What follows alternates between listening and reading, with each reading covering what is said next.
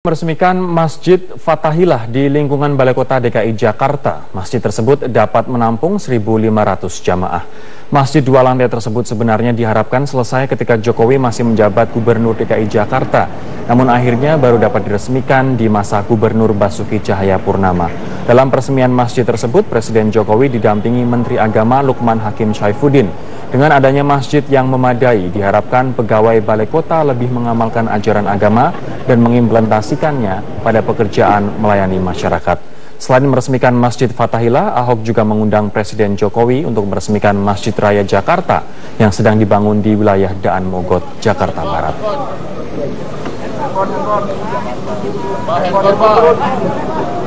Memang saya kira bukan saya saja, gubernur-gubernur sebelumnya juga sama. Pengen Balai Kota ini punya masjid. Saya juga sama saat itu pengen Balai Kota punya masjid. Tetapi nyatanya sampai waktu saya habis jadi gubernur tidak ketemu tempatnya di mana yang harus dirombak. Dan alhamdulillah akhirnya di bawah Gubernur Bapak Basuki Cahayapurnama, Pak Ahok, masjid ini bisa diwujudkan dan jadi. Tetaplah bersama kami akan segera kembali. Densus 88 Anti Teror Mabes Polri menggeledah rumah W, tersangka pemasok senjata api, kepada para pelaku teror di Jalan MH Tamrin, Jakarta Pusat. Penggeledahan dilakukan setelah W ditangkap pada Rabu malam. Penggeledahan rumah tersangka W disaksikan Ketua RT dan sejumlah tokoh masyarakat di Desa Pamulihan, Kecamatan Larangan, Brebes, Jawa Tengah. Tim Densus 88 menyisir seluruh ruangan dan meminta keterangan dari anggota keluarga di rumah tersebut. Dari hasil penggeledahan, polisi menyita senjata tajam dan microchip sebagai barang bukti. Sementara tersangka W telah dibawa ke Jakarta untuk pemeriksaan lebih lanjut. W diduga memasok senjata api kepada para pelaku teror di Jalan MH Tamrin, Jakarta Pusat. Senjata merupakan hasil curian di Lapas Kelas 1 Tangerang, Banten.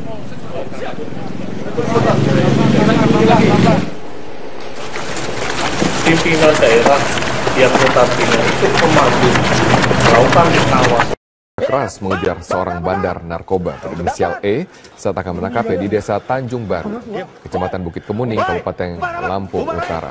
Pelaku berusaha melarikan diri saat melihat kedatangan aparat kepolisian. Setelah beberapa menit menghilang, akhirnya polisi berhasil menangkap pelaku berikut dengan barang bukti berupa puluhan bungkus paket sabu siap jual. Selesai dari penggeledahan, polisi langsung mengirim pelaku ke Mapores Lampung Utara untuk penyidikan lebih lanjut. Pelaku dijerat dengan pasal 112, 132, dan 114 Undang-Undang Narkotika tahun 2009 dengan ancaman hukuman maksimal 20 tahun penjara.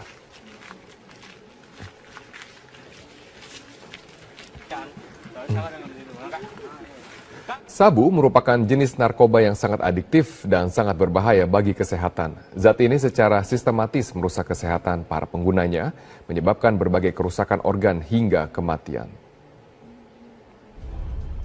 Sabu atau metamfetamin merupakan stimulan yang berbentuk serbuk berwarna putih kristal. Awalnya zat ini dibuat untuk mengobati gangguan hiperaktivitas. Dampak penggunaan zat ini langsung dirasakan tubuh seperti detak jantung yang meningkat, suhu tubuh yang naik, tekanan darah yang juga meningkat. Akibatnya penggunanya kesulitan untuk tidur, nafsu makan menghilang, mengalami euforia hingga halusinasi, kemudian memicu tindakan agresif dan menyebabkan depresi. Penggunaan sabu juga dapat menyebabkan gigi menjadi rapuh karena kekurangan kalsium, imunitas menurun, kehilangan memori, stroke, hingga dapat menyebabkan kematian.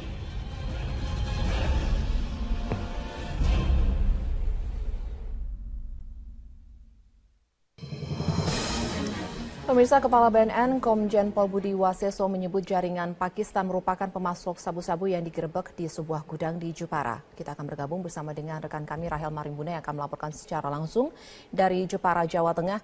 Ya Rahel, apa saja temuan BNN dari penggerebekan di Jepara ini?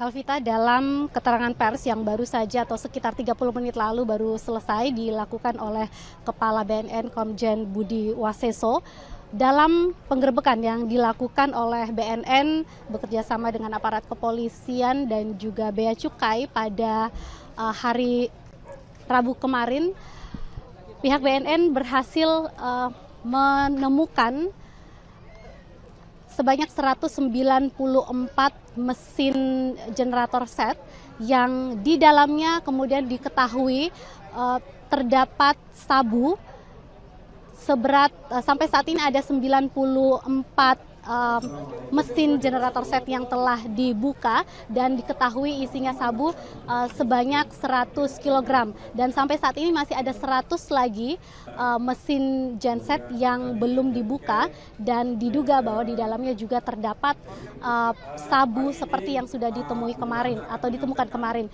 sehingga kemungkinan besar total dari sabu ini bisa mencapai lebih dari 200 kg. Dan dalam penggerebekan kemarin aparat BNN bersama dengan kepolisian juga mengamankan barang bukti lainnya seperti uang tunai sebesar 700 juta rupiah, 2 mobil box dan juga temuan lainnya.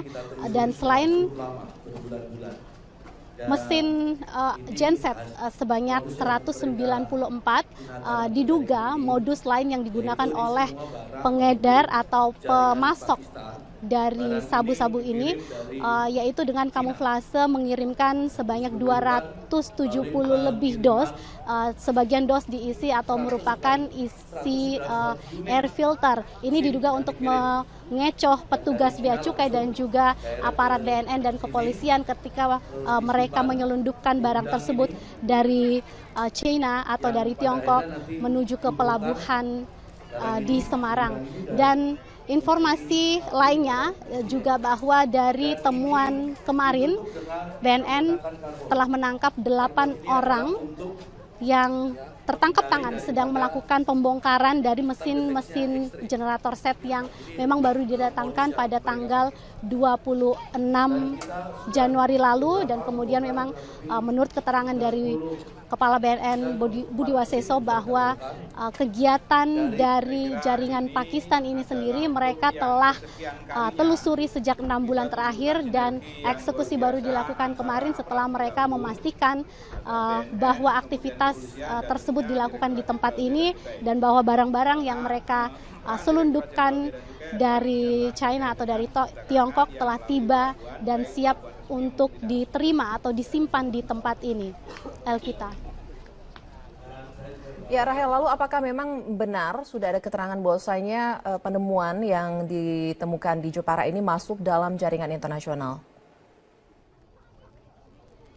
Sampai saat ini memang dari BNN sendiri menduga kuat bahwa ini merupakan jaringan internasional, khususnya yang jaringan Pakistan, dan ini memang sudah ditelusuri oleh pihak BNN selama 6 bulan terakhir ini. Itu informasi yang disampaikan oleh Kepala BNN tadi, bahwa setelah melakukan penelusuran selama 6 bulan mereka pastikan bahwa memang sabu yang didatangkan oleh pemiliknya yaitu memang berasal dari Pakistan. Dan dari 8 tersangka yang telah ditangkap kemarin, 3 diantaranya merupakan WNA asal Pakistan. Dan informasi lain yang kami terima juga dari pemilik rumah atau pemilik gudang yang disewa oleh para tersangka ini, salah satunya memang merupakan warga negara Pakistan yang menikah dengan seorang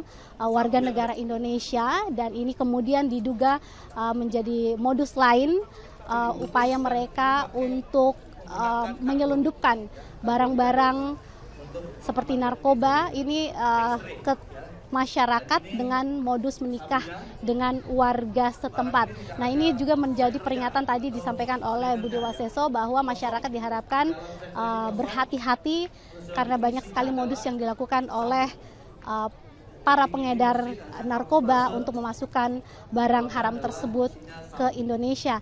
Dan informasi lainnya juga bahwa memang operasi atau penggerbekan ini dilakukan BNN bersama dengan kepolisian dan juga Bea Cukai, karena Bea Cukai dengan kerjasama dengan Bea Cukai akhirnya diketahui bahwa barang-barang yang diselundupkan dengan menggunakan mesin generator menjadi kamuflase itu berhasil diketahui.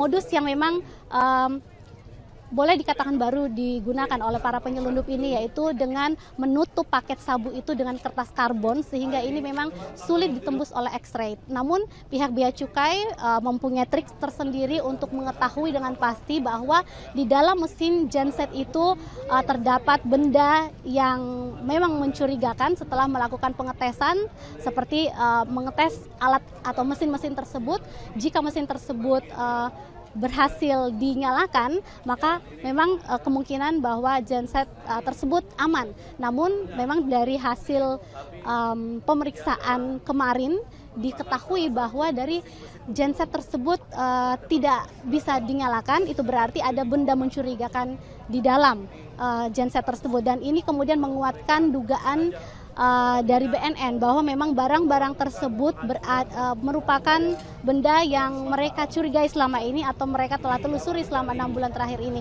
Mereka mengikuti proses pengiriman dari Semarang hingga ke Jepara, hingga ke sebuah gudang mebel ini, dan kemudian akhirnya BNN menggerebek dan mendapati bahwa memang para pelaku berada di dalam dan sedang membongkar paket yang mereka terima yang dikirim dari Tiongkok tersebut, Elvita. Ya Rahel, lalu apakah sebenarnya gudang yang digerebek ini merupakan gudang tempat transit, penyimpanan seperti itu, atau memang diproduksi narkobanya di dalam gudang tersebut? Dan narkoba yang ditemukan ini, sabu-sabu yang ditemukan ini, apakah sabu-sabu yang memang siap edar? Kalau kami melihat barang bukti tadi yang diperlihatkan dalam keterangan pers BNN, sabu tersebut tidak dalam bentuk yang mungkin biasa diketahui oleh masyarakat berupa bubuk, tetapi berbentuk kristal. Dan di tempat ini sendiri memang nampaknya hanya menjadi tempat transit atau penyimpanan dari barang tersebut yang kemudian selanjutnya akan diedarkan. Nah, kalau informasi dari Kepala BNN sendiri mengatakan dari hasil tes laboratorium bahwa sabu tersebut mempunyai kualitas yang sangat